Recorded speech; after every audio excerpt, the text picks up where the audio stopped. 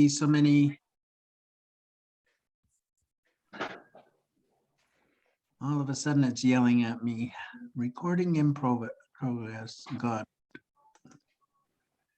But I can't get it to go away. There it is, it's gone. Hi, John, welcome. We just started the meeting. So I would like to call for a motion to adopt the minutes as presented on the agenda as presented. Do I have a mover? Bill Bateman, thank you. Seconded by Ian. All those in favor? Thank you. Are there any declarations of pecuniary interest with the items relating to this agenda? There being none, we'll proceed. So the first item is the adoption of the minutes. And I hope you've all had time to read them. So do I have anyone willing to move the minutes, or do we have any additions, errors, or omissions? Okay, can someone move the minutes then, please? Julia, seconded by Skip. All those in favor? Thank you. So we move on to our presentations and deputations, and we have a presentation from our star guest in our presence, Miss Emily Turner, and she's going to give us a presentation regarding the Heritage Inventory Framework. Over to you. Thanks, Athel. All right, I'm just going to share my screen here. I have a little PowerPoint. There we go. All right, can everybody see that? If you can't, say something, and if not, then I'll continue. All right, so this is to give an overview of the Heritage Inventory Framework that I put together. So there's a report in your package that has the draft version of the framework there. And essentially what this is it's a high-level document to guide doing a heritage inventory. This is something we've discussed at some of our other meetings, and hopefully we're gonna get this into action early next year. All right, so at the moment, for people who missed some of our previous discussions, there's no comprehensive inventory of historic properties in Fourth Lakes. We have some older inventories that were done by some previous LACACs. So the Lindsay LACAC did an inventory back in the 90s. Somebody at Ops Township, possibly their LACAC, I don't know who it was, did an inventory of farm properties in Ops Township at some unknown date in the past. I just have a typed document of it. And we've had sort of miscellaneous discussions throughout the years in order to identify some of these properties, but we've never really done a full-scale inventory. So this will allow us to know what assets we have and make decisions as to how to protect them.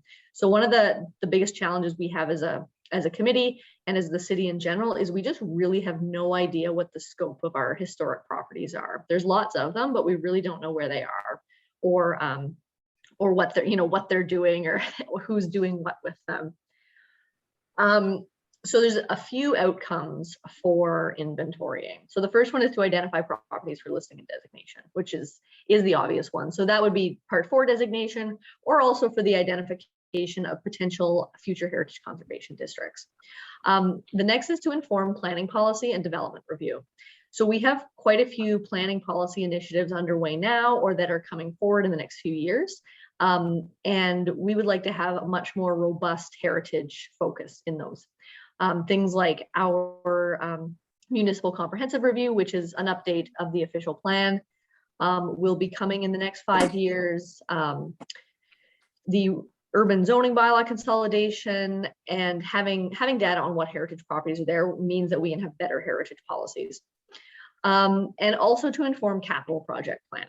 So at the moment, our engineering staff they do cultural heritage evaluation reports, which is probably something this committee is not aware of when they do large scale capital projects. but they don't really have any kind of internal resources to help inform that. And the same with our parks projects or building and property projects. They don't really have any heritage data besides our listed and designated properties that they can fall back on when they're evaluating potential capital projects. So this will be helpful for that kind of early stage capital project planning, so everybody knows what's there and what the restrictions are and what they'll have to be respectful of. All right, so what we're going to be looking at through this heritage inventory is three major types of resources. So built heritage resources, so that's, you know, your buildings, structures, bridges, pretty much the usual things that you think of. Natural heritage resources, which we've discussed through our Scugog River project, but also things like trees, geological formations, those sorts of things that have a relationship to the heritage and use of the municipality, and also cultural heritage landscapes. So we had discussed this briefly at our last meeting. So cultural heritage landscapes are those wider areas that extend beyond a single property and have some significance as a landscape, as opposed to just individual features. One thing this project is not going to address, which are archaeological sites. So the city is going to be pursuing an archaeological management plan over the next couple of years. And this is a completely separate project from this. One, because archaeological sites, for the most part, are confidential. So we can't really do this kind of project with them. And they need to be addressed in a slightly different way than our other heritage resources. So this is the inventory process. So there's sort of three main stages to this. So the first is inventory, which is going and identifying the properties. So that's undertaking a windshield survey of historic properties, driving or walking around, seeing what's there, taking photographs, collecting data, doing some background research, entering data into Arcgis Collector, which I'll discuss a little bit later. And that's our software that we use for this kind of in-field data collection, and also engaging stakeholders. So one thing I'd really like to see this project do is to involve some interested community groups, whether or not they're some of our local historical societies or individuals who are just interested in the heritage of the municipality, to get people engaged with doing this inventory of their own communities and areas, because we always want to have more pro-heritage folks out there in the community who know what we're doing and are excited about it. The next stage in the process is to evaluate the properties. So once we have our data, we would undertake a preliminary evaluation of those inventory properties. So that would essentially be doing a high-level evaluation based on Ontario Regulation 906 to identify which properties might be suitable for listing or designation. This is also where we prepare historic context statements, and I'll talk about those a little bit later. But these are some other higher level documents that talk about the context of these properties, so that we're not just looking at them in isolation. And then the final step is recommending properties for listing or designation. So coming out of this, I would like to have a heck of a lot more listed properties. At the moment, we send forward for listing the properties that we know.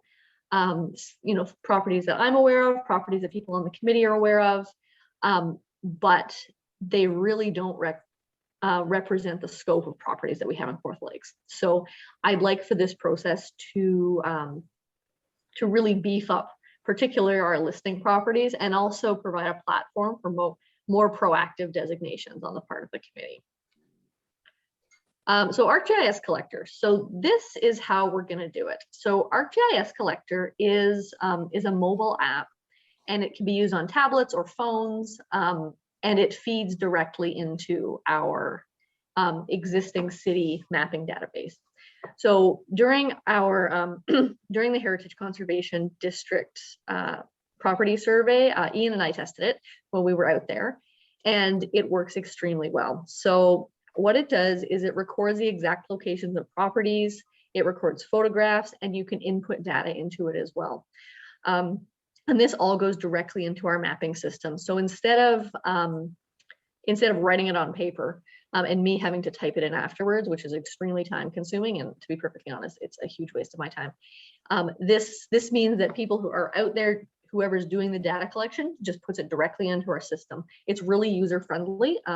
It's actually super easy, which is great. So I've been working to build a specialized form for heritage data collection. So the form has pretty much all the data that we might want to collect. So architectural features, year of construction, styles, all those things that you can think of. And they can all go right in there. So it's a data collection form that's specifically built for doing heritage data collection. It gets integrated directly into the city's mapping systems, so that our other staff, particularly our planning staff, but also some of our other staff, so those working on capital projects, for example, can access that data in real time as it's being collected, which this project doesn't take a long time. It's not going to take a few months to do. So having that go in there, so it's continually being updated, will be really important for decision making going forward. And for those who are assisting with the survey, there'll be hardware provided. So I'll be working with our IT folks to get some iPads or tablets or similar type things for anyone on the committee who wants to help out with this, or if we have interested community members. So you don't have to provide your own. So that's how it works. It's very exciting. May and I will give a ask a demo. question? Yep. So the subcommittee that's going to be working on providing benchmark photos, etc., of the heritage designated properties, if we were equipped with these things going around, they could go directly into the system. That's right. Yeah. One thing I will say is that we have the app up and running. The form is pretty much ready to go. And we can make a condition assessment one very easily. I mean, I can do it. It's not a big deal. What we don't have is the hardware. So at the moment, we don't have tablets for you to use. So that's kind of the only hang up right now. I'm still working on getting those. Hopefully we'll have them early in 2022, but I'm just not sure what the time frame is. But it might be yes. good to be able to do both things at the same time instead of having to go back and redo it again. Yeah, and for our designated properties, it would be great to have the condition assessments going directly into our mapping system. So if I can get the hardware, then yeah, I think that's a great idea. Question, is there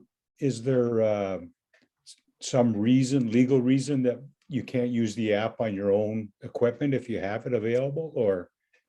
No, you can definitely use it on your own equipment. You just need to log in, which we have a generic heritage login that the committee can use. So if people are willing to use their own devices, then that's fine. You can totally do that.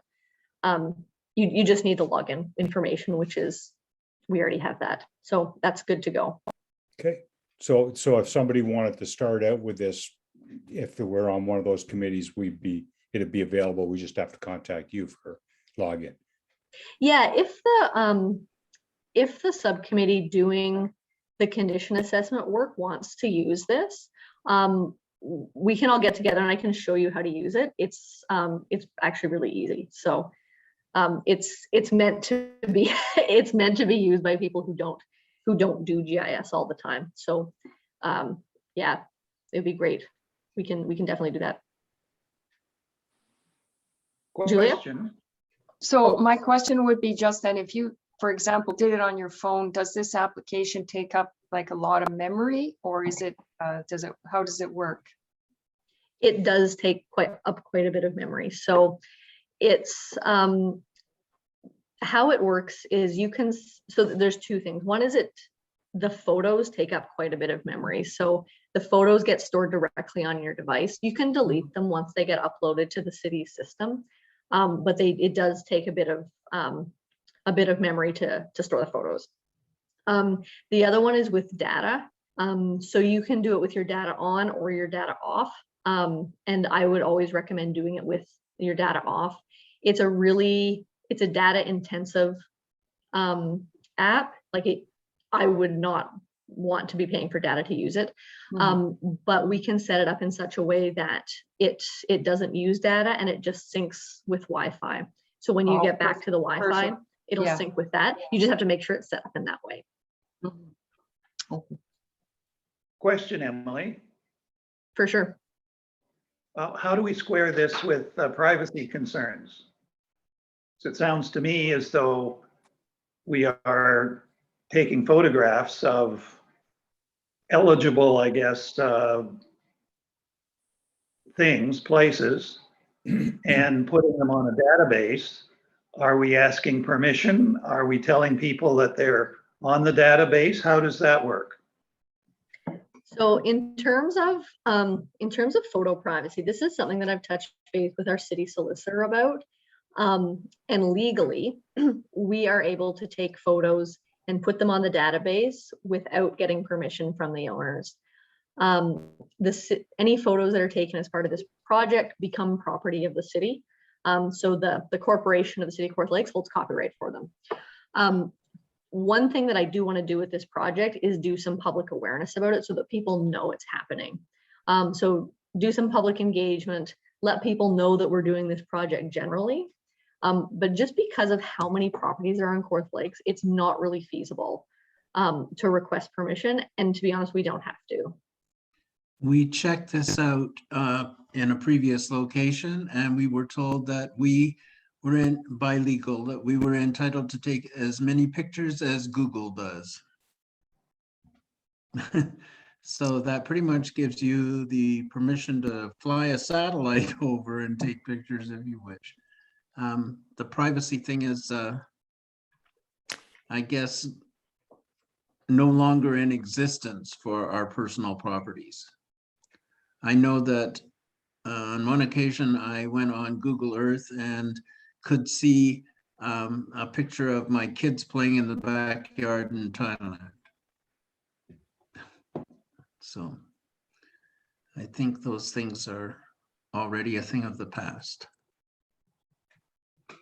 Okay, thank you. I think Bill's point is valid though, in that it'll be really important that we do some good public education about this and let people know that this project is happening so that people aren't having a fit about it, essentially. And I think it'd be good to, at that point, have our ID available so that people know who we are. That's right. Yeah, for sure. All right. So I think we'll do some more sessions more specifically on Arcgis Collector for people who are using it later on. So I think it'll be really good. I'm excited about it, and it means I don't have to go in and type data on the back at my desk, which is really good. So the next thing I want to touch on are historic context statements. So historic context statements will be drafted for different areas of the city, and essentially what these are is they're a brief outline or history of an area that provide context for inventory properties and relate them to other heritage assets in the municipality. So it's important for us to recognize that a lot of the properties, they don't just develop in isolation. They're there because of a context, a history, and having these statements will relate those back to it. It also means that the evaluation done under the context section of Ontario Regulation 906, there's some context to compare it to. And they'll form part of that evaluation. So these context statements, they might be geographic.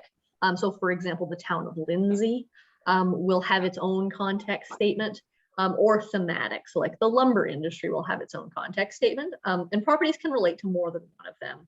So if it's a property in Lindsay that was part of the lumber industry, well, it fits with both context statements. And those will be able to be accessed so that people know what they're referring to. This is really just some background secondary source research, so we know why and how and in what context these properties were being constructed. And this is a fairly standard practice now when doing heritage inventories, is to do these. So priority areas have been identified where the inventory will start. So eventually we'll get the whole municipality, but I've identified some priority areas, which then there's a reason for that.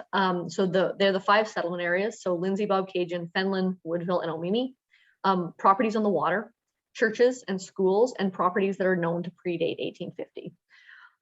The reason these have been chosen as priority areas is because they're under the greatest threat of redevelopment. So they are most likely to be demolished, essentially. And this is where we're most likely to get development applications coming in requests for demolition permits, this is where it's going to come. The other reason for this, particularly with the settlement areas, is that staff need to have the data for the settlement areas first, in order to align with some other city initiatives that are currently underway and are scheduled in the near future. So the two big ones there are the urban zoning bylaw consolidation, which will be coming forward in the next couple of years. So the rural zoning bylaw consolidation is underway now. The draft document, I believe, is going to be released fairly shortly, or it may have already been released. We're getting to that. We're getting to the end of that particular process, and then also the municipal comprehensive review. So the municipal comprehensive review is a process that we're mandated to do by the province to bring our official plan into conformity with the 2019 growth plan for the Greater Golden Horseshoe. So it's a really big planning initiative. And in order to integrate heritage into both of these projects, our planning staff need data. And they will have a very large focus on the settlement areas, particularly the urban zoning bylaw consolidation. So having that data first is going to be very important for getting that into our planning policy documents. So public engagement and interface. So I would love it if members of local communities would be interested in participating in this. It would be great if we could get more people out and about, looking at our heritage, being enthusiastic and excited about it. It's good for the project and it's good for heritage in general. So in the early stages of the project, doing some public education and engagement is going to be very important. Hopefully we'll be doing this around next spring or so. And there'll be fewer restrictions in terms of gathering in person, because that will be easier than doing it on Zoom, as we all know. So what form that will actually take, I think we'll figure that out a little bit further on down the road. But this is really something that I would like to do, and I'd like the committee to participate in as well. Eventually, the goal of the project is to have this data freely available on the city's website for anyone to view. So I have an example from Hamilton that I'll show you after I'm done the presentation, just so everyone can see sort of what it looks like in practice. Their map isn't done, they're still working on it, but we can have a look at it and you can just see sort of what it looks like there. And it'll be a map where each parcel will have heritage data attached to it. So it should be fairly easy for people to see what we have in terms of resources in the municipality. And it will also be integrated into our internal mapping system for decision making on a staff level. So here's the timeline. So Q4 2021, so right now, presentation of the draft framework to the Heritage Committee. So that's tonight's job. And then in early 2022, so January, February, March, in that time frame, I'd like to bring the final framework back to this committee, and then bring the final framework to council. So I'd like council to endorse this framework. So we're operating as a council approved project. I'm sorry, somebody's at the door, just a second.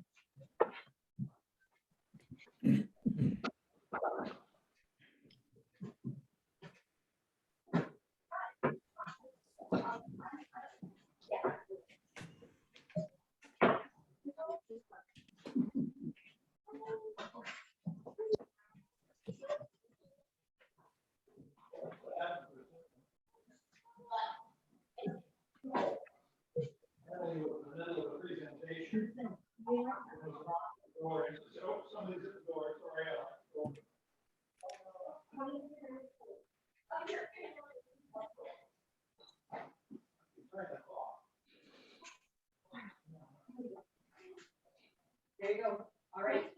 No problem.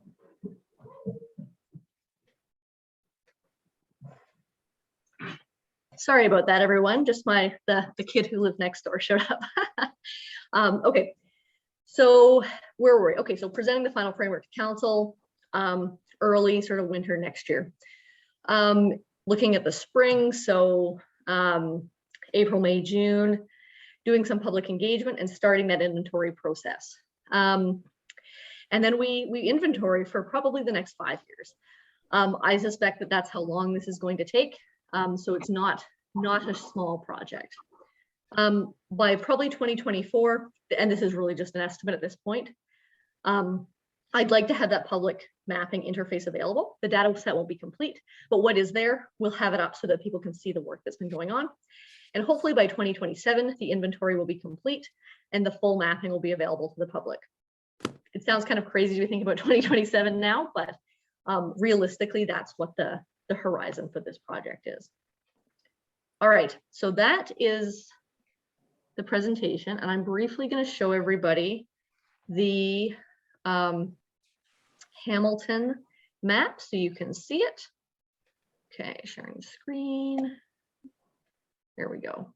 Okay, this is the Hamilton map. So you can see here that parcels that have been inventoried, they're in yellow, and you can click on them. So I'm going to zoom in. Oh, hold on a second. You can't scroll to. There we go. There's a lot of data here. It takes a while to load. So it's a very granular level map. It gets down into the parcel data, and it obviously takes quite a while to load because we're also running a Zoom call at the same time. There we go. All right. So we'll click on this here, which is Beasley Park. So here we go. So this has the address, the name, since it's a park, a photo, the heritage date, so when it was designed in this case, inventory type, I'm actually not sure what this means, and then questions to contact their cultural heritage planner. So I think with ours, we can have more information in there. So things like architectural style, that sort of thing, architect if known, really any information that we can have on there is great. But well, let's see if we can get another one up here. Yeah, here we go. So this is what we have here. So date of construction, the photo, the address. It's a fairly limited one, but we can certainly expand our scope to have it a little bit more detailed. All right, I'm going to stop sharing since you've seen this. There we go. So that's the background on the framework. So you got the draft version of it as well. So if this is now is the time for discussion, I guess. And so if the committee has questions, comments, we can chat about those.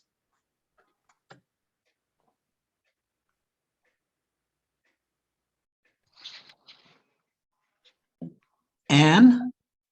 I just think it's fabulous. So however I can help, I'm all over this. DBHI is, or DTBHI, whatever that was, is the downtown built heritage. So I guess that's how they're classifying. They probably have a little grid map that they can. And that's it. Any other questions, comments? No, I guess you can ask us another question, Emily. Great. Okay. Well, I think that's pretty much it. I mean, if anybody thinks of things that they'd like to see as part of the inventory, let me know. So I'm going to put together a clean, nice version of the inventory framework, and I'll bring it back to the committee for approval before it goes to council. And then that's that. And then we'll get going on the project in the spring. So in the new year, I'll have more information on logistics, like how it's actually going to work on the ground, as opposed to just this, which is really high level. And then we can get going on it. And I mean, the nice thing about this is that we can learn as we go. And if there's any issues, we can sort them out. It's there's not a hard and fast deadline on getting this done. Obviously, we'd like to get it done sooner rather than later. But we will, we'll get to that. And anyone who wants to participate in inventorying, yes, please do it, because I don't want to do it all by myself. So this might be a time to put in a comment. I was speaking with the chief of Curve Lake, and because we've talked back and forth about inviting them to various things on this committee, and what Emily was, her name's Emily too, Emily Wheaton, the chief, was mentioning that perhaps we might want to get into some of their cultural heritage that's in our municipality, like some of the rice paddies that are in Pigeon Lake and things like that as well, as a cultural heritage attribute. Yeah, I think that's really important. And Curve Lake should be one of the people we reach out to. So once the framework is approved and we're good to get going, it'll be helpful for the committee to start thinking about who should be involved in this project. So who in the community can help out, who should be helping out. I think Curve Lake is definitely one of them to identify their cultural reserves, because I don't know what they are. Only people from Curve Lake are going to know what's important to their communities. So So yes, I'm I wondering would if, love to have them on board. can we include them as a settlement area? Because they certainly settled before we did. Yeah, I think we should have a context statement about pre-settlement Indigenous pre-settlement Indigenous period, and also about post-settlement Indigenous people in Kawartha Lakes, because I think people don't realize that there are a lot of Indigenous people living in Kawartha Lakes off reserve in the 20th century, well, and now too. And they have some sites there that are associated with them. So I think having a context statement specific to that's really important. That's my input to your other question about this is, could we make another settlement area or whatever you want to call it? Oh, you mean as a priority area?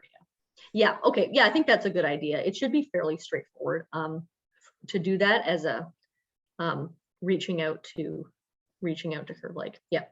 Yeah. Okay. Sorry, I didn't understand what you meant before. Okay, that was what I was getting at. Any other comments, Anne? It just, with what you were saying there, Athol, Curve Lake, absolutely. But there are, I know Bob Cajun, for example, has a Truth and Reconciliation Committee that can help with that type of thing because they're already in touch with Curve Lake. I'm not sure about some of the other settlement areas if they have TRC committees. But I think that's very important. Example, Bob Cajun, we've got that Boyd property sitting there. Everybody in Bob Cajun understands that it was Boyd property. What they don't understand is for thousands of years before that, it was a very significant spot for our Indigenous communities in Bob Cajun as well. So it'll help layer that.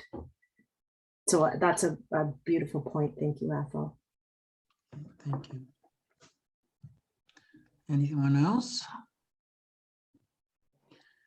Well, I'm in a very nice position here in that Chief, I've known her since she was 14 years old. So we can pretty much talk about anything this committee asks us to talk about. So, okay, anything further? So may I have someone move to accept this as information, or would you like us to say it's supported? Just accept it as information for now, and then once we get the final one, then the committee can formally endorse it. All right, may I have someone move that? That's Jim Garbutt and seconded by Ian. All those in favor? Thank you. So moving on, then we have a heritage report from Emily again on the heritage planning update. All right, I'll just give the brief overview on this one. So there's a few things on here. So the first, the committee of the whole received the bylaw amendment for 1201 Salem Road on Tuesday. So they've approved that. It'll be ratified at council later this month, but that bylaw amendment is good to go, which is great. Earlier this month, but not last month in October, there was OBIA, which is the Ontario BIA Association, hosted a conference about accessibility and heritage, which was extremely interesting. I have a link for that to view it online. So if anyone is interested in that, I'm going to send the link around so you can look at it on your own time. You can use my registration to do that. And also, so listing properties. So listed properties went to the committee of the whole in October, and we discussed that at our last meeting. The decision from Committee of the Whole was ratified on October 19th at the council meeting. And final notices of listing required by the new amendments have been sent out to property owners. So I sent those out on Monday. So if we do have any objections, hopefully we'll get those in the next little while. So the process for that, just so everybody knows, since this is brand new, is the objections will go to the clerk's office. When the clerk's office receives them, the objections will come to me. I will prepare a staff report for this committee. The committee can review it and recommend whether or not they think the property should continue to be listed on the register. And then this committee's recommendation will go to council. So that's the process. So before council gets the objection, the committee gets to weigh in on it. What about those occasions we talked about last time and did a minute on in our last meeting about things that go directly to the councillors instead of coming through the clerk? So for objections to be formally considered, so there's a new process under the Heritage Act. So when the final notices are sent out, property owners must object to the clerk. If they don't object to the clerk, it's not valid, and council can't make a decision to remove a property from the register without consulting with the Heritage Committee. Thank you. So it's got to go through that route. Thank you. And that's it. That's it on the update. Nothing else is happening. All right, may I have someone move the acceptance of this information? Actually, Athol, could I ask one quick question? Are the ones that were opposed to going on the list, can that be revisited at some point if, you know, if we feel strongly enough that they were important listings, or is that gone? Nope, you can revisit it. I wouldn't do it right away, but No, there's no reason you no. can't revisit them. Okay, all right, thank you. Sorry, Athol, go ahead. So may I have a mover to accept this report? Ian, seconded by Bill Bateman. All those in favor? Thank you. Approved. So the next thing is the Part 5 Heritage Permit applications that Emily has given us a report on. So once again, you're in the talking seat. This one is fairly straightforward. Heritage Conservation District permit applications are delegated to staff. So the committee had asked for a report out at the end of each year, just to know how many permits were approved and for what properties. So here it is. The vast majority of stuff we receive is for signage, which is probably not a surprise to anybody. There's a couple other signage applications that are in the works at the moment, but they haven't been approved yet. But this is what we've had so far. Okay, thank you. And then we come to item 4.3. 4.2, would we like to accept this report as information? May I have a mover? Anne, seconded by Skip. All those in favor? Approved.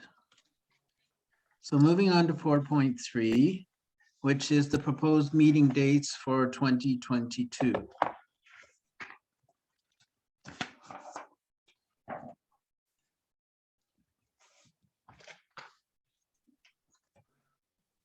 So everybody has those. Does anybody have any reason to revisit any of those dates? I just have a question. Go ahead. Well, before your time, Emily, we met 10 times a year, skipping, I think, July and December. And then we were advised by council that we had to cut back the number of Heritage Committee dates to every other month. Now, I'm assuming from the list of dates that you have here that policy has now been tossed out the window. Is that correct? Yeah, that was a staff support issue, as opposed to a meeting issue. And with the changes to the Heritage Act, we've got to meet every month to address applications coming in. So we're back to 10 times a year plus 2 extras if needed. Okay, thank you. I was just wondering what had happened. Yeah, so we can meet as many times as we want. That's because we have a delightful heritage planner who's also our secretary. So our secretary comes to all our meetings. All right. Any other questions relating to the dates? All right, I will ask the committee to approve the dates of next year's meetings as recorded here in the report. So do I have someone who will move that? All right, I have Bill Peel. Do I have a seconder? Julia. All those in favor? Approved. Thank you. So we have an application for an alteration to 37 Colburn Street, Fenelon Falls, which is the CIBC Bank. Would you like to take us through this, Emily? Sure. So this is an application for new signage at the CIBC in Fenelon Falls. So because it's a Part 4 designated property, it's required to go to this committee. So it is a minor alteration, but I actually don't think the committee should approve it. So here's the staff position on it. So what they want to do is to put in new commercial signage into the existing frames. So the existing frames, I don't know if they're backlit now, but they certainly have the potential to be backlit. They're the thick ones. I haven't been to Fenelon Falls at night in years, so I actually don't know if they're backlit in the evening. The signs they're just basically just want to change the copy. Fenelon Falls doesn't have enforceable heritage sign guidelines, so it's a bit different from the Lindsay context. And we really can't tell them they're not allowed to use their corporate branding or colors. So that has to stay. However, because the signage in the building is contained in these deep frames, which can be backlit, we generally don't approve that for heritage buildings in Kawartha Lakes. We certainly wouldn't approve that in downtown Lindsay. So I would suggest the staff position on it is that the type of signage and the lighting be changed. So for example, recommending that they use raised lettering and external, say, gooseneck lighting. That would be the staff recommendation, or something similar. If they wanted to have a solid sign, then not have it in a backlit box. So in Lindsay, for example, if somebody wanted to put new sign copy in a backlit box, we make them take it off. So we can transition away from that on our heritage buildings. That being said, if the committee is okay with the design as presented, you can recommend the approval of the signage. That's fine. One thing I will say with this is because of the corporate branding, there is limited scope in terms of what you can actually ask them to do, but you can 100% ask them to do a different kind of sign. So a question, does not the City of Kawartha Lakes signage bylaws, or are there no City of Kawartha Lakes bylaws? Okay, so this is how, for people who don't know how the signage bylaw works, this is how it works. So we have a general signage bylaw, and it's fairly general. And then we have specific signage bylaws for different areas of the municipality, which are all from pre-amalgamation. The Lindsay BIA one's been updated. So the downtown Lindsay one says no backlit signage. I believe that the Fenelon Falls one does allow backlit signage in some areas. So Fenelon Falls has different rules from Lindsay. We don't have heritage sign guidelines, which we should have, and is something that should be included in an updated sign bylaw in the future. But the sign guidelines for the municipality are so screwed up and they're so inconsistent that in this particular case, what they want to do is okay under the signage bylaw. I touched base with our chief building official. So if it was just a sign permit, it would be approved, but it's not. It's a heritage permit. And so if the committee feels that this particular kind of signage is inappropriate for an individually designated property, then it is well within its scope to say no. Any discussion from the floor? Bill Peel? What's wrong with the backlit sign? I seem to be missing something. I think in Oh, could all you hear me? heritage, I think in all heritage areas where I've ever worked, it's not been allowed because it's a very contemporary and intrusive kind of signage. And especially when it's applied to a heritage building. And this building is a very beautiful building, heritage-wise, on Colburn Street in Finland. Does that answer? Yes, yes. Okay, thank you. Okay, Skip? Just a question, if it's currently backlit, the sign that's there, would they not be considered grandfathered in a position, or is this something that would be different because you're applying for a different permit? I think probably, as Emily said, it would be approved if it were not a heritage permit that was required. But since it's a That's heritage, since it's a heritage permit, heritage gets to say things. Yeah, and our practice at the city, just so you know how it works, is that people who currently have backlit signs, we obviously don't make them take them down. But as soon as a new application for a sign is put in, then that's when they have to come down. So the Right. goal is to gradually transition away from backlit signage as signs are replaced. So in essence, the staff position on this is we're looking for some consistency across all of Kawartha Lakes in terms of heritage buildings. Is that correct? Okay, fair enough. Ian? In terms of like raised lettering using that sort of sign, should someone like Emily, perhaps, I guess, would be the most natural person to do this.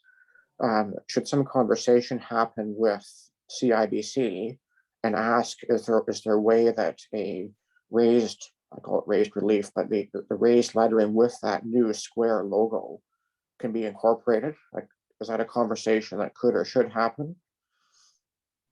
Yeah, so how the process would work is if the committee doesn't want to approve the application as presented, then the committee should direct me to go back to CIBC and say, this is what the committee wants, which is raised lettering or something similar, whatever the committee wants to recommend. And then I would take it back to them and say, this is what the committee wants you to do. So that's how it works in practice. It doesn't also have to be raised lettering. It could be a flat sign as long as it's not on a backlit framework. So, but I have seen that new square done in a raised thing in another heritage conservation district. I believe it's the one in Orangeville.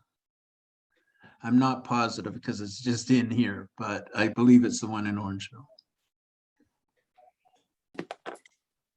Yeah, so the committee can say what its preference is. If you guys would like raised lettering, then recommend that. If you'd like a flat sign with no backlit box, then you can recommend that. It's really whatever the committee thinks is most appropriate for this property. I have Jim and then Bill Peel. Yes, actually, I've seen, as I've traveled about from district to district, I have seen multiple examples on banks, as well as other commercial entities, corporate branding, you know, Tim Hortons, they can all embrace these kinds of things. Do you think there'd be any merit in going back to the bank and just saying, presenting options? Maybe they haven't had a chance to look at what the options could possibly be. Is there merit to that, or is there a risk to that? I certainly support not approving anything with a backlit frame. I believe that was part of the general signage way back when, and most of the specific ones coming forward, although some have slipped through, although after the date, you know, even in Lindsay, which we will address at some point when we get through our process. But I don't know, are they looking for a recommendation right now? Is it time sensitive? Or could we present options or give them some other examples of what they could look at? I think what would be most appropriate, so we do have a time limit on this. The application, we have 90 days to do it. And it's less than 90 days now because we got it in October. So we can't just go back and forward with them forever. But I think what would be best is if the committee said, this is what we'd like to see, come back with a revision. And then if they come back with a revision that the committee likes, then we approve it and they put up their new sign. All right, Bill Peel, you were next. Well, I wondered if they can just disconnect the lights so that it isn't backlit. Use all the same lighting and the same signage and just not have the lights on. It's a part of the fact that the box framing is unacceptable on a heritage building. Oh, okay. It sticks out, it's metallic, it looks extremely contemporary. It's not a simple process of just changing the glass in the front of it. Okay. Jim? Yeah, actually, there's a bit of a problem too in that these metal frames, typically they were metal for the backlit signs. They have a life, and what happens is they start to corrode and rot. And I could walk you down Kent Street, and I can show you a number that were reused inappropriately, which we'll be addressing at some point. And they're rotten right through. So it's a real deterrence. You've got this new sign, which may look just wonderful, and then you've got this rusty back frame which doesn't fit at all, and it presents a very poor image, especially if you've got people fixing up the streets and fixing up their buildings and whatnot. It seems a little inconsistent. So that's another reason to consider. So, Anyone else? So could we entertain a motion to Emily that the Heritage Committee does not accept this method of signage and would request that the bank use raised lettering if possible?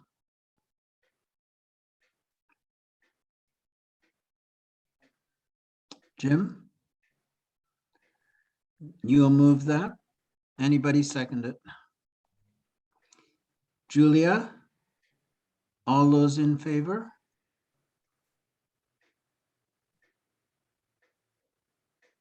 Opposed? Approved.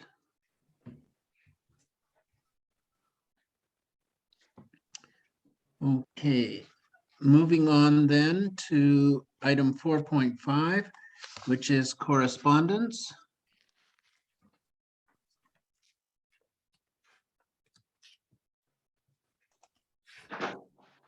This is just the correspondence that Athol and myself put together for the 2 chest fund letters of support that the committee discussed at its last meeting. So this is just an FYI. In light of transparency, I always like you to be able to see whatever went out under my signature. So that's basically what it is. So we move on to the section of subcommittee updates. Oh, you need to receive the report for information with the Oh, I correspondence. forgot. Yes. Could I have a mover for this correspondence being received as information? I have Skip, seconder, Ian. All those in favor? Approved. Okay, subcommittee updates. The first one being the Heritage Conservation District Subcommittee. And I'll move that back to you, Emily. Sure. So we haven't met yet. We need to set a meeting date to decide when. Sorry, we need to decide on a meeting date so that we can go through the mapping for the HCD. So we can figure that out right now, since everyone on the subcommittee is here. That might be the best thing to do if people don't mind. So Jim, since you were the one who has, I think, less availability due to the store, What are your best days of the week? You're muted, Jim.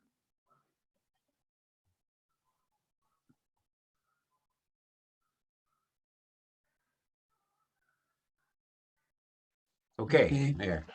Typically, Sundays, Mondays, or Wednesdays are the most flexible for me. You know, I don't know whether people are, you know, other committee members prefer a weekend. I could do a Sunday.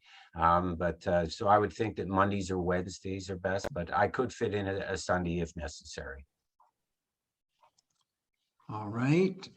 I know personally, I'm more in favor of doing it on a Monday. In the afternoon, I'm available in afternoons mostly. Okay, Ian, are you, Monday afternoons would be fine with me. okay, let's say Monday, the 15th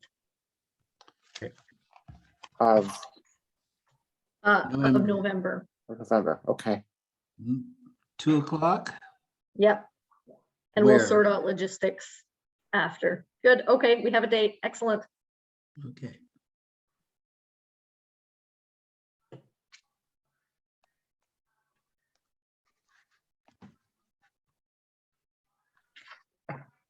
Okay, do we need to accept this as information? Or do we Yeah, need to sure. accept it as a report? We'll just accept it as a verbal update. I the actually may committee not be hasn't met. available on November 15th, but I can send my regrets. We can move it to the 22nd. That would work better for me.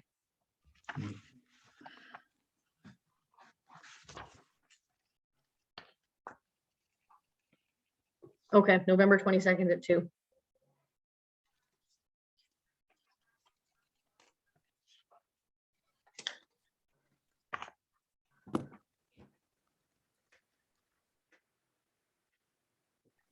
Yeah, so if we could just have a motion as a accept a verbal update, since there's Do I not have much of an anyone? update.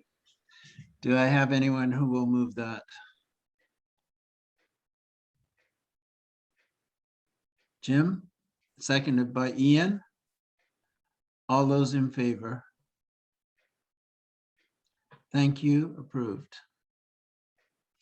Then the outreach subcommittee, I guess the only thing really we have left, since we've had our run at the doors open, would be the award. And I think we decided not to have it this year. So I believe there's no report or update required under this sector. Yep. So I would just say none. The sign subcommittee. Jim? Yeah, unfortunately, just due to the volume and things I've been dealing with, I haven't been able to do much more. I have the basic framework for a meeting. And certainly I believe we're going to have to do this in 2 successive meetings. I'm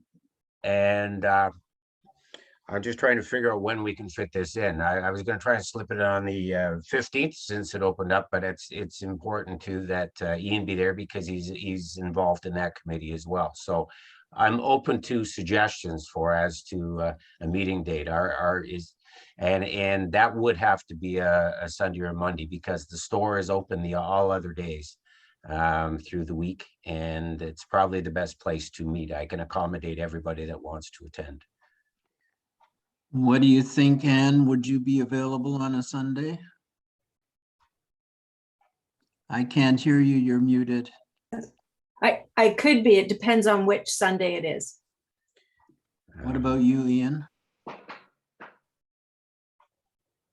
Sunday afternoons would work for me, like 1, 2, 3, somewhere in there.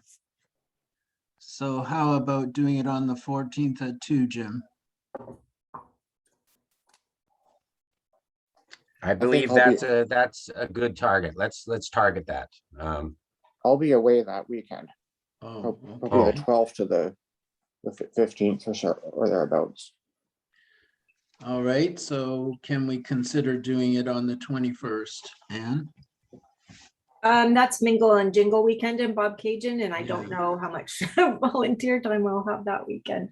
And I probably will be crying like I have in the past, so. What about the 28th? Or the 29th? 29th is the Monday. That's correct. So That far, should I'm work. good with either. So the 29th, are you okay with that, Athol? 2 o'clock, Yeah, okay, that's fine. okay, let's lock it in.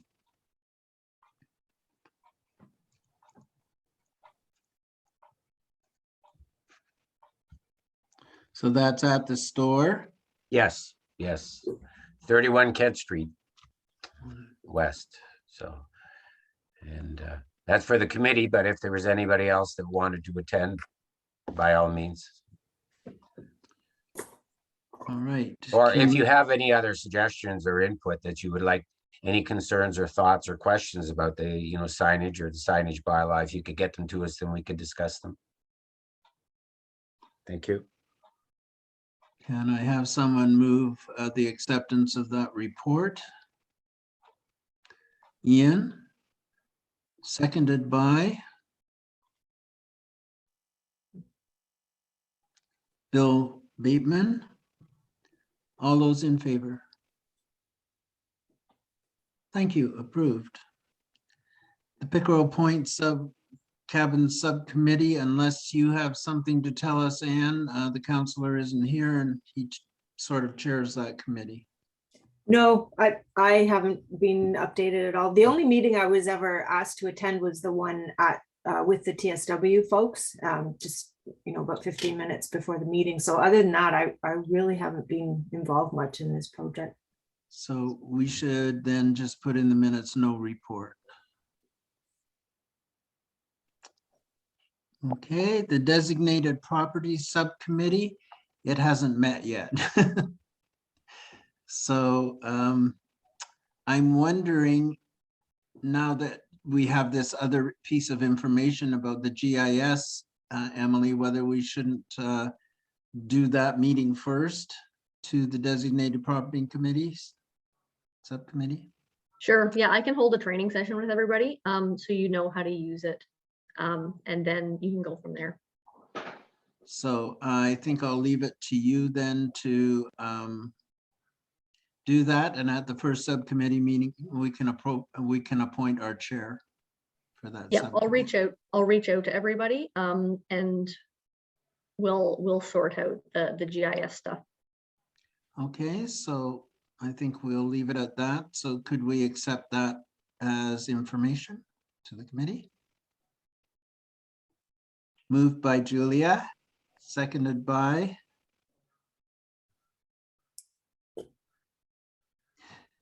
Bill Peel. All those in favor? Thank you. So correspondence, did we have any, Emily? Nope, no correspondence. Okay, new business. I understand that, Anne, you wish to talk to us about a matter in Bob Cajun. Yes, the Market Square fountain. We've talked about it a little bit before about perhaps having it heritage designated. And I know the Horticultural Society is really keen to have that done too. They maintain all the gardens and everything around it. Unfortunately, last week, someone vandalized it. And the base all around it, it can be repaired, but the stones and the mortar were all separated. When I looked at it the next day, there was a little pile of cigarette butts there. So it wasn't just that somebody sat on the edge and it broke off, it was smashed all the way around. We've asked the city a couple times to come out and just put some fencing or something around it to make it safe. I would think at this point it's a liability issue, but we haven't seen anybody out there yet. I think it's too late in the season to probably try to do the mortar work. So a couple things to get the city out to kind of cordon it off, and the other would be to look at heritage designating it and getting it restored. I believe it's a city asset in the spring. Discussion? So just as an FYI on the designation, I've received a designation request from the Horticultural Society, so I'm working on that in the background. So how do we sort of speed up the city going out to either protect it or repair it? Well, it's not, it is too late in the year to repair it now. I think fencing is the best solution. It's managed, I believe, by Parks and Recreation. So I'd be happy to reach out to them to chat about it and see if we can get somebody out there. Because I'd hate for it to collapse or something else tip over because of the lack of base, etc. Well, I think the the Horticultural Society is a little concerned that, and I think they've had dealings with Parks and Rec over it before, especially when that intersection was redone. They're afraid that it'll be removed, and we really don't want that to happen. Mhm. So the designation of it would therefore prevent them just removing it. Right. But I would think if we can get it designated before they need to fix it in the spring, so that they don't just go in and take it out. Emily, you need to work your magic with Craig Shanks. Yes. I suggest hypnotism. All right. So is there anything you want the committee to do regarding this, Emily? Or At the just moment, I'll just reach out to Parks and Rec staff and see what's what, and hopefully we can get some fencing up. I don't think that there's not too much for the committee to do at this point with it, really. I think the main thing right now is fencing it off. I know that there was a meeting, an information meeting about a week and a half ago relating to all the damage that's being done, especially around Old Mill Park. And I presume this is another example of the vandalism that's happening within Kawartha Lakes. I wasn't able to attend that day. I don't know, did anyone on this committee attend that Zoom meeting? Jim? Was it a Zoom meeting specifically for vandalism, or was it the drug problem and the one that was held at the armories? I believe it was held at the Armory. Yeah, I did attend that. They had about 150 people attend in person. They had about 150 Zoom in, and which was a very good response, but they didn't have sufficient time. They had a large panel. They are talking about having a second meeting coming up, but they didn't get into specifics about that. They were focusing more on some of the drug issues and certainly some vandalism, but there was not enough specific detail. So we could consider appointing a liaison to that group, because the usual things that end up getting damaged in downtown areas are heritage assets. So I don't know if the committee wants to consider asking to appoint an individual to that committee. What do you think, Emily? I'm not really sure what that committee or group is doing. I'm not involved in it at all. It may make sense to appoint somebody to go to the meetings or to reach out. That might be the best thing. I just don't know anything really about how that group is operating. I know there was an extreme concern in the information that was passed to me about the damage to our heritage asset at the mill. So is there anyone in this group willing to volunteer to reach out to that committee on our behalf?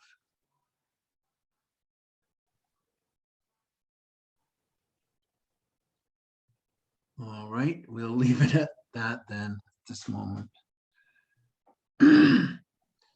Hopefully they'll have another meeting and we'll get to hear more of what they have to say. Is there any other new business? Jim?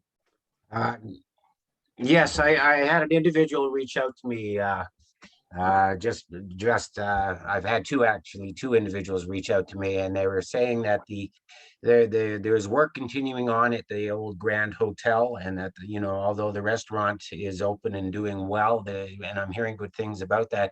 I guess they replaced the main floor windows in the original old section of the building. I don't know if that's an item that was touched on when I missed the meeting before. I didn't see any reference to it. So yeah, windows have been removed. The upper floor windows in the old hotel are still intact, the wooden frames, original wooden frames. So I really don't know. I also noticed that the signage, I haven't been up that way late at night, to tell you the truth. So I don't know if the signage that they put up was backlit or not, but there's a duplicate kind of sign to what you have at the front, which is elongated, but there is a logo, and it certainly looks like it could be backlit out the back as well. So I don't know if there was any signage application from that as well. But both of these individuals were kind of surprised that the windows were changed. And what went in is not multiple framed windows. It's just a glass window, and they put the cheesy kind of plastic little strip in to make it look like it's multiple panes. So I thought I'd just toss that out. Does anybody know anything about this? I'll just give, so I think the committee did discuss the windows, but it was quite a while ago. So I'll go back into our minutes and I'll let everybody know what was discussed at that time. With regard to the signage isn't backlit. So that's good. But yes, they wanted backlit signage originally, and that was a hard no. So that's what's going on with the signage. It's still externally lit. So that's their, okay, so that's their corporate branding then. That's what they're sticking to then, and front Yeah. and back. Like, I can live with it. We managed to save some important buildings in the downtown when all seemed lost. So, there's some give there. I know that we had discussed the windows. They had proposed, I think we met with their architect at one point, and they were talking about changing the windows in the little brownstone, I forget, arts and crafts building beside that they expanded into. So, and I think we had said that we didn't want those windows changed. As yet, I don't think they have been changed or altered, but we might want to just check on the status with them, since they have already gone ahead and changed the other ones, which I didn't think were supposed to be changed. But anyway, maybe perhaps my memory is a little spotty, but there are renovations going on in the other two units. Apparently, according to these people, I haven't been able to verify that. So I'm not sure the extent of what's going on there as well, or what they propose to do with that, whether they're going to rent it for something else or whatnot. But anyway, I just didn't know whether you knew anything about this overall application, because I don't. We definitely discussed the grant application quite a while ago, but honestly, it was quite a while ago. I don't remember off the top of my head exactly what we discussed and was approved at that time. But I can go back and have a look at that in the minutes, so we know where we're at with it. Okay, I thank you. And then if there is something of concern, if you think that there's a chance that they might change these other windows and they aren't supposed to, then at least we'd have some wiggle room just to inquire and maybe just express some caution. So just I if remember it appropriate. being the last council meeting we had in the council chambers. Oh. Yes, I believe you're correct. Yeah. That was what my old age memory tells me. Yeah. Sorry. All right. And the only other thing would be, I still don't know the status of that netting up above the York Hotel. It's been there for an extended period now. I know it had ripped before. It must be up there for a reason, and I don't know if it's to prevent bricks from falling. But I'm not quite sure what the status is for that. But I have seen absolutely no work, undertaken to do that. I know that they have some major pointing issues up there. And we're into another freeze thaw cycle. And not that I want to cause the owner or anyone else any kind of inconvenience, but I do think this is a liability. I think it's a dangerous situation. Otherwise, that screening wouldn't be up there. So who do we contact to find out from the city what's going on with that? For your reference, Emily, you were out of the window there. I don't know if you heard that. Which building is this? I think I know what you're talking about, but just just Yeah, to the make old sure. York building on the north Right. side of Kent, just up from the Academy Theater. Yeah, so I think in terms of if they're doing work, they haven't applied for a heritage permit for that. I know that. They had reached out about doing the work there and just had asked what the heritage permit process was. So I have spoken to them. It was quite a while ago, but they haven't submitted anything as of yet. They'd probably have to submit a building permit as well. But that would get sent down to me from our building staff. So I don't think anything is happening on the city front. If there is a safety issue, that would fall under our property standards bylaw. So we discussed having a heritage specific section in there, which we don't yet. But in terms of safety, that's certainly where that would fall under, just because of how the property standards bylaw is structured and because of our staffing. It's a complaints-based system. So if somebody does have a safety concern about a particular property, then it would have to be done through a complaint to bylaw enforcement. Okay, So you know, the just, complaint cannot come from the committee, Emily? I don't see why not. Because I think we need to issue that complaint, because that green netting's been up there almost as long as I've lived in Kawartha Lakes. If the committee would like to make a motion to issue a complaint about that, I don't see why that would be an issue. That could certainly be done. I think it certainly rates a question, if not a complaint, like what's going on? Why is it there for so long? yeah. And if there are people in property standards capable or qualified, or it's their responsibility to check this out, they could make that determination. But if the process is somebody has to trigger it, it's there for a reason. And then I know that there was significant concern by the crews working underneath, doing the boulevard and the sidewalks. There was a concern about falling brick at that time. In fact, they wouldn't even let it be repaired at that time. They said, we don't want any kind of interference with that while we're working anywhere in the vicinity. My concern is for citizens as well, or anyone walking underneath. A brick from that height would hurt. And it'll likely be me. It's going to land on my head because I'm usually up and down there more often than not. So I did actually have a window fall out of that building and land on the front of my car once. So I don't know the status of their windows either. So it was a storm window, an external aluminum metal storm window, and fell off and shattered. So I don't know, but maybe that's something else that could be looked at from a safety perspective. Shame to have this wonderful new downtown and start killing people. I don't know. So, but anyway. Well, we could pick a few sacrificial ones to try it on, Jim. Yeah. Well, there you go. Yeah, we could. But anyway, this one stands out. I think it's crying out for special attention.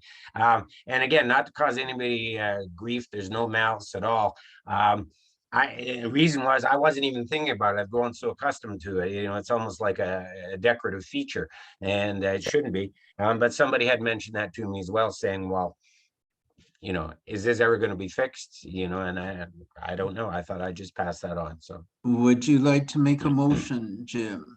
not particularly. I'm so heavily involved in the downtown, and I'm usually grumpy enough, and I have enough people angry at me at any given time. It'd be nice if somebody else would actually do that. Is there anyone willing to make a motion? All right, Bill Peel is willing to make that motion, Emily. It's seconded by Anne. All those in favor that we issue a complaint Yeah, okay. / question relating to the netting on that property? Yep. All those in favor? Okay. Any opposed? Carried. Yeah. Did we get a second on that? Yes, Anne. Okay, good. Thank you, Ann. So Athol, I had a couple of miscellaneous updates for the committee. Yes. So Ian had requested an update on the old jail walls. So I reached out to our building and property staff just to see what the status of that project is. So just for everybody's information, the tender for the demolition has been issued, but it's not closed yet. So the tender isn't, the call for tender doesn't close until the second half of the month. So that tender's out there right now. The goal is to demolish the east wall in December and have it finished up by January, by the end of January. In terms of archaeology, an archaeologist has been retained to do the stage 3 archaeological assessment. The assessment hasn't been completed yet because those storage containers haven't been moved, and they do need the space open to do it. And Angela has also confirmed with me that even after the archaeological assessment, the archaeologist will be on site for the demolition just in case something turns up during demolition that wasn't found in the archaeological assessment. So therefore, So- the demolition cannot take place until the phase 3 evaluation is complete. That's right. And then the other update was with regard to the William Street development. So David had provided an update to the committee briefly. So David and I spoke about that. So that's the 11-story condo that they want to build on William Street.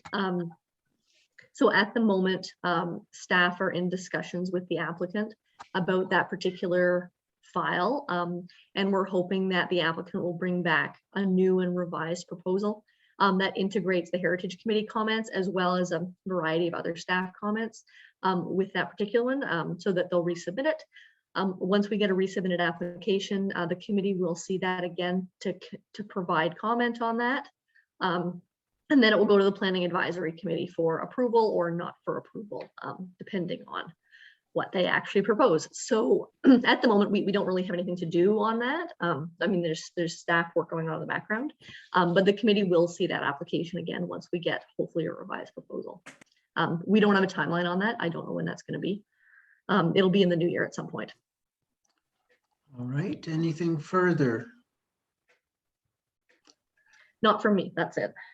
Should we receive you as information, Emily? You probably don't have to. It's just kind of an FYI. Okay. So thank you very much.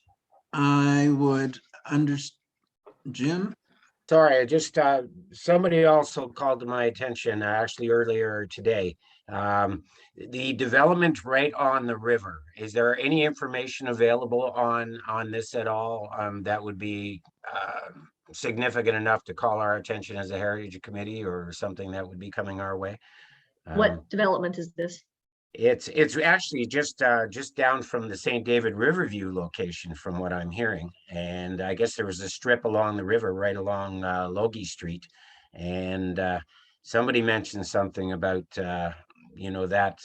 some interest there and it being fast tracked. I know nothing about it. I don't know. Maybe there's no merit to it at all. But, being the fact that we were already looking at designating the river and being that St. David Riverview wasn't suitable, I'm kind of intrigued that they would try to do this adjacent to St. David Riverview. So along the river. We haven't received any planning application for that property. So any discussions on it is just, I think, just discussions at the moment. If we did receive a planning application, then the committee could comment on it at that time. But we don't have anything. Then it's just misinformation. Just, okay. I just thought I would check on that too. Thank you. Right, could we move on to the date of our next meeting? Do you feel, Emily, that this committee needs to meet in December? No, probably not. The only reason this committee would meet is if we receive a heritage permit application for an individually designated property. Or some other thing that's really urgent.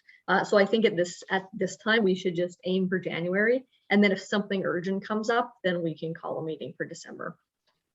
All right, this would be something equivalent to when the reindeer and the sleigh landed on a heritage building roof and fell through. We'd probably want to be involved. That's right, yeah. All right, thank you. So the next meeting would be in January. Yeah, I'm just looking at the report. January 13th. Right. And I'm hoping we'll be back in council chambers by then. The HVAC work is scheduled to complete at the end of December, that phase of it. And we should be back in council chambers in person in January. So yay. Yay. We'll still have a hybrid meeting format. So people who want to participate by Zoom can do so. But I think we'll be back in person in January. Fantastic. So that being said, I wish all of you a very, very Merry Christmas, a Happy New Year, and I look forward to seeing you all in January. So may I have a motion to adjourn? Moved by Anne, seconded by Jim. Thank you all for being here. Merry Christmas. Happy New Thank Year. you. Thank you, Ashley. Merry Christmas. Very good. Merry Christmas.